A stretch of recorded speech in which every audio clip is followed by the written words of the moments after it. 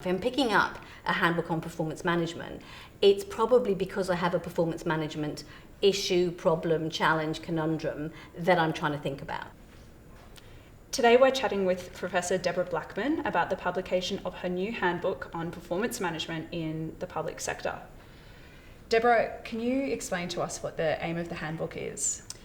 So performance management is an ongoing issue in private and public sectors, and everybody's always trying to work it out for there's three main areas that people are always interested in, which is how well have people been doing, and organisations, how well are they going to do in the future, and the most important of all, how can we shape that? And the reality is that although we know a lot about it, we are continually trying to change the way we do it, trying to improve it. And so we were approached by Edward Elgar it must be about 2 years ago now, because we had COVID in the middle of everything.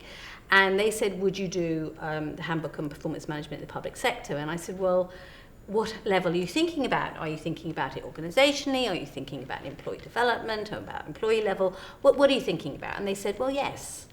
And we said, okay, let's think about that. But actually, that was the best thing that they could have said. Lovely. So who do you think this handbook is going to be helpful for in the workplace? I think it's helpful for anybody who's interested in the current state of performance management as it's being researched and undertaken across the globe at the moment. Most of the chapters reflect research that's undertaken somewhere in government, and so anybody who's reading it is going to get insights about different governments across the globe. And I think it's useful for both practitioners who are interested in setting up new systems. So one of the things is many of the contributors are people who governments actually contact and say, how do we do this and how do we do that? So, we think about Dom Moynihan from the States, Janine O'Flynn, who's in Melbourne, Catherine Althaus, who's the ANZOG professor at UNSW Canberra, who's based in Queensland a lot of the time. All of them are people who government rings up and says, how do we do this? So it's a place to be able to start and read about it before you go and ask them. You've had a bit more of a think. But I think it's important to recognise that they are those people. And because of the way we've set it up, what we've tried to do is give a commentary at the beginning and at the end of each of the sections.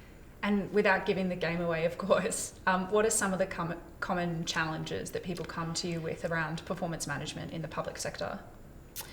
I would say at the moment we've been trying lots of things and it's not been changing what we wanted.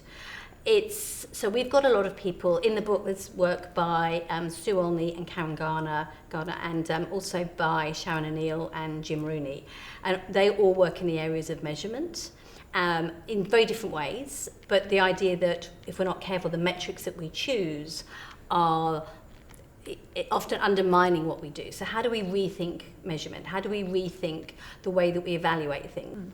Something that lots of people would have experienced are performance reviews in their workplace. Sometimes can be daunting, but what do you think are some of the concrete changes that can be made to performance reviews to make them more effective? One of the things that we talk about quite a lot in the book, not just at the employee level, but all the way through, is the need for strategic imperative and an understanding of why you're doing the performance management. So an awful lot of the time we're doing it because we have to. So somebody says we must do appraisals, we must do measurement, there must be accounting procedures, there have to be rules to understand. And let's face it, this is government. So government needs to be able to demonstrate value for money and public value. So in the front half of the book, it's about how do you demonstrate outcomes for citizenry. So the reality is we have to be able to do this. It's not that we can say we don't want to, we have to. And so I think it's about saying, well, why are we doing it? What's the strategic imperative? And what do you think some of the most exciting potentials are for more effective performance management? I think it would be about recognising the importance of probably the front half of the book, systems and governance.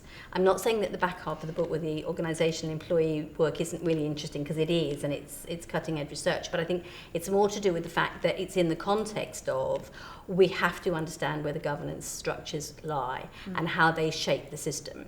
One of the issues is when we talk about systems, we often start thinking about organisational structures. And I mean, to be honest, the Australian government does this all the time. You know, we have what we call machinery of government changes. We take one bit of the organisation and we put it with another bit of an organisation. We think something or magic will happen, and then it doesn't. So they unpack them again.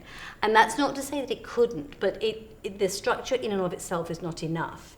And so what I think quite a lot of the research in the book does is it helps explain why the mechanisms of putting two bits of structure together they could work, but they're unlikely to work unless all the other parts around it are aligned with the governance working, the organisational subsystems working together, those kind of things. So yeah. Lovely. And is there anything else that you'd like to add to potential readers of the book?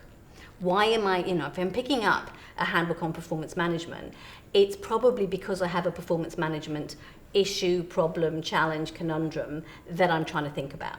And so I would start by working out what that is and then look for the bits that are going to help you, because that gives a context for you as you read it. Lovely. Thank you, Deborah. Thank you.